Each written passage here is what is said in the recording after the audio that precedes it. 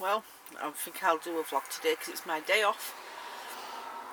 I've been going for a really long time. Me and Paul have decided to call it a day. I think when you've been homeless for so long and you're forced to live and work together in a very confined space, have your breaks together, always be together all the time, it takes a toll. Especially if you're not getting on, and I think that's just the straw that brought the camel's back. So I've made a decision that I'm going to go and live back at home. I'll probably go and live with my son. There'll be plenty of work up there because I can do anything now. I've got that many skills now, and I could do temporary jobs or part-time. But I'm just sick of my life right now, and do you know when you get to a point when you think there's nothing about my life that is actually enjoyable? I'm finding the dogs irritating, Paul irritating, the job, the caravan. The caravan is full of damp, really full of damp. I opened the front window out. I'm going to show it you now. It's a tip because I've pulled everything out. So, but this is underneath the thing. Look, it's just full of damp. Full of damp. The front window. I opened it up because it's, look at this. And so I opened that because we're in a heat wave here at the moment. It's so hot, and because it's so hot, I'm trying to open up windows out and everything and get some air in. And the front panel is all damp and rotten, and it's bad. The damp's showing up in the bathroom, which we don't even use, and under the chair. So when you pull the chairs out there and make a bed, it smells really bad of damp, so it's not good. So we're living in this not good environment in a park. We rarely get time to have any space in to ourselves because we're either on call or working, and because I don't even have a car anymore, I can't just go out on my own and say, do you know what, I'm having an hour to myself. So I think we need to call it a day, and it's really sad because life put us together, but I don't know what it is, because as soon as our lives came together, we both spiralled down. You know, we lost incomes, jobs, everything. We keep meeting horrible people, and I don't understand. But I'll tell you this. I have become the person who I can't stand. When I look at other people, I say, I don't want to hang out with people like that. I don't want to be friends with people like that. And I've become that person, and that is not good. I don't like myself anymore. I don't like who I've become. Miserable, moody, swearing, just toxic. And it's because I know what I need. I need space. I need a nice home, and I need a good income. I need an income that gives me money and puts money in my pocket. This is just a constant stress and a constant battle. The people I end up working with, because it's a small place all the time, these little places, it's political. They see you as their cash cow. They want someone that can do everything. Like yesterday, I was doing reception and I was painting. And I was having to close reception and run round the corner, paint a fence, run back every time the door went. And it was just ridiculous. And I thought, you're doing 2-3 jobs at the same time to make as much money as possible for them. And now they're saying we're closing at 5 o'clock now, which is great, but that means we're on call out sooner. So the shop was closing at 6:30, so I was paid till 6:30. Now it's closing at 5 o'clock, but people still come because in their heads it's still open till 6:30, and I have to serve people if they come and let them in and give them the keys and whatever. But I don't get paid for that because from 5 o'clock the shop shuts, so my wage ends, and it's got to, the resentment that I'm feeling is just ridiculous. Paul is so easygoing, that makes me angry, because I feel like he accepts too much and I go along with it just to please him, and I don't think it's right to be working for £8 an hour and doing night shifts for free for a pitch that's right on the entrance, which is facing the reception, so you never get any peace, you never get any privacy, and they're watching you all the time. And I've just got to a point where I've just had enough of it now. I've had enough. My family are all struggling back up home for one reason or another, and I'm just thinking, what is the point of me being down here trying to prove a point when I'm not proving anything? I've lived the life of a pauper for 5 years, and, well, 4, because the first 10 months I lived in a lovely house on Ling and had a nice time, but after that it's just been absolute poverty and misery and working harder than you should for what you get. I've got no issue working hard, but when you've got people thinking, we'll pay you for 36 hours a week, we won't pay you for your half-hour break on a 10-hour shift, and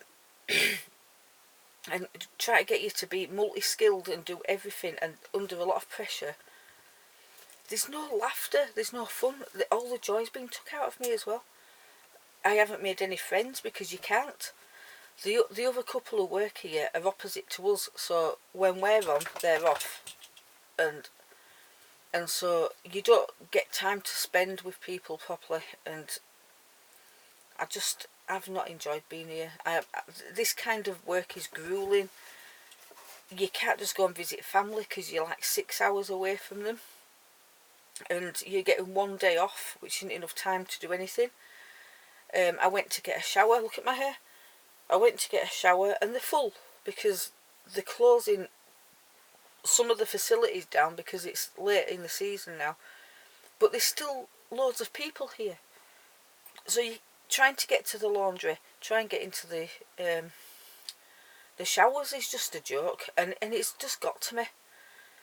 There's no positives about being here no more. Well, there hasn't been since I got here, because like I say, we're in the middle of an heat wave now, and this caravan is full of damp, and that damp is spreading even in a heat wave, which is not good. That's why I've took all the cushions up at the front and opened everything out, but it's not enough. And in winter, this is not, you just could not be in this caravan in winter, so it needs to be scrapped basically. So it's very painful when things come to an end, and it's very difficult when you're faced with this chasm of what to do next, because I need a car to get up there and I don't have a car.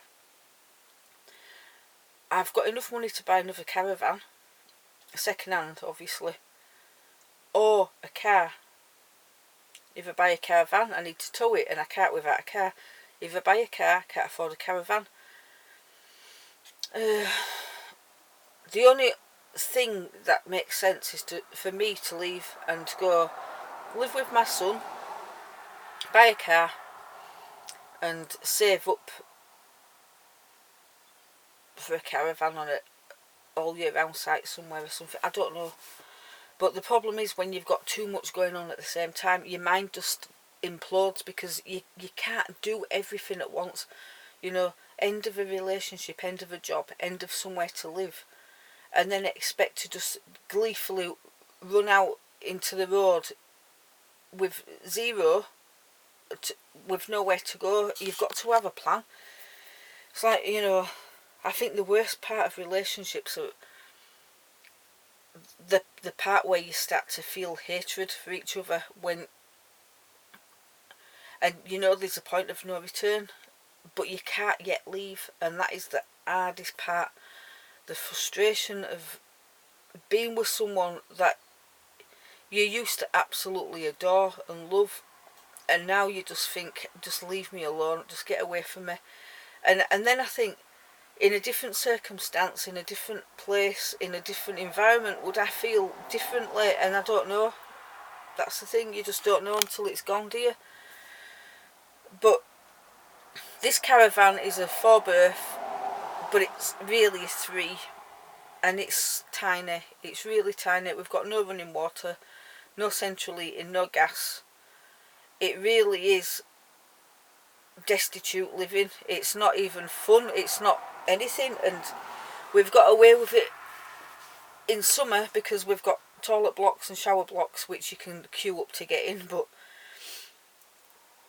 and we can collect water from just a few yards away, kind of thing. But it's very bleak, and if you try and do that in winter, it's going to turn into a full-on depression because it's just too much. I think I'm missing home comforts and my own space, my own headroom. I miss driving. I miss my car. I miss the Highlands of Scotland. I miss all that. We're currently down south of England in a heat wave, and the problem that I've got here is, with a 1 day off a week, I haven't even explored the area, and apparently I keep getting told it's beautiful. Jurassic Coast, it's beautiful. Oh, the beautiful sands. The dogs are not allowed on them. It's September, I don't know what now, 18th or whatever. Oh, sorry. The dogs are allowed on the beaches from the 1st of October. So we haven't been able to really explore anything because of the dogs as well. Because it has been a heat wave, it's very restricting on where you can go and what you can do, because it's got to be dog friendly, and that is difficult. So our days off are usually spent with trying to catch up with cleaning, trying to get the washing done, getting shopping done, taking the dogs somewhere different, like the local beach, which they can go on, or to the forest, and that's pretty much the day off. You don't feel it's enough time to do anything or explore or see anything. So we've been down here for 6 weeks. If this was a 6-week holiday, I would have probably seen all of this place by now and experienced a lot of things. But I think I'm feeling cooped up because we can't leave the site most of the time. So we're living here and breathing here. And my last wage, which I got yesterday, was £297. Now, when you feel like you're working 6 days a week and you're doing 3 night shifts, which is basically what they are if you're on call out, and at the moment the site is full of over 50s because they've got special deals on. A lot of them are very elderly, like in their 80s, 90s. Chances of something happening is more, I would say, more probable, because it's the age where you can just drop at any minute. And I don't want to sound rotten, but they can, and a lot of them are very frail. You know, if anything happens and we're on call out, we've got that to deal with, and oh dear. Anyway, I feel like I've got to have my notice in now and just leave, because my family are poorly, and I think they just miss me and I'm missing them. And the idea of moving away 5 years ago was to prove that I could leave the rat race and go and make it on my own and live all my dreams. But the thing is, I took all my problems with me, and the last 4 years in particular, I have descended into a whole new level of hell. All the scraps of me that I don't like have all come up to the surface, and it's like the very worst of me. It's like going to the bottom of the sea and dragging up all the silt from the bottom and all the crap that's hidden in that, and it's like it's all come up to the surface, and I am a horrible person. I've got to forgive myself, and I've just got to leave. When you're in a relationship that has got that toxic, it's no good for anyone. I'm making him poorly, and he's aggravating me just being around, and he doesn't even have to say or do anything anymore. It's just not good. I need some time alone. I need to be by myself because I'm not up to being with anybody anymore right now. I think whatever it was I was trying to run away from has hit me. These last couple of months has been the ultimate. I think that's been the ultimate. Everything that I tried to run away from came and hit me in the face and said, you can't run. You can't run away from it. You've got to deal with it. And I can't deal with it in this tiny little place in an oppressive park with someone who I don't feel how I used to feel anymore. And I don't know whether either of us would feel differently in a better circumstance somewhere else, but we had a plan, and the plan was work as hard as possible, live as cheaply as possible, and save as much money as possible. And we've lived as cheap as possible, but the Jeep is constantly needing money putting into it. We end up in well, this caravan's had money put into it for nothing because it's not worth nothing. I spent £750 on it, and all it is now is scrap. That is all. It couldn't be sold. So it's just we've saved nothing. We've got nowhere, and the scraps that you do save get spent in between jobs when you can't take no more and have to go because you've got nowhere to live, and so you end up paying to be on sites and things like that. So anyway, it's back now, so I'm gonna go. But it's a bit of a mangy blog, isn't it? But it's life. This is life. This is how it is for people. And when you get to a point where you know it's over and you should be walking out of that door right now, but you just can't. And that's the most painful part of being in a relationship, is when it goes like that. And I don't know if it can be saved anymore, and I don't know if I want it to be, because it's just, we don't achieve anything together. After 4 years, we've not found a home, we've not found an income that is enjoyable to earn. We haven't found a place where we can settle down, and I feel sad. But at the same time, I feel like I know when I go, I'm going to feel a mix of emotions, and one of them will be relief, actually, because I'm just sick of it now. I'm sick of being this poor when I work this hard, and I'm just done now.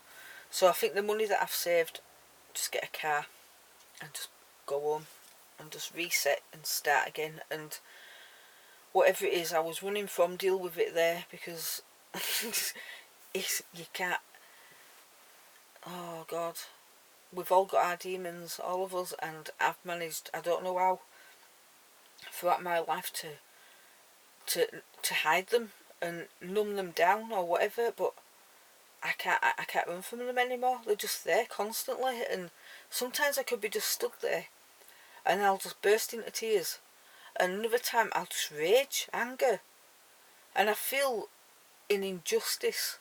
Like, I don't know what it is. I end up working for millionaires who think I'm shit and I'm not worth anything, and I think it's just worn me down.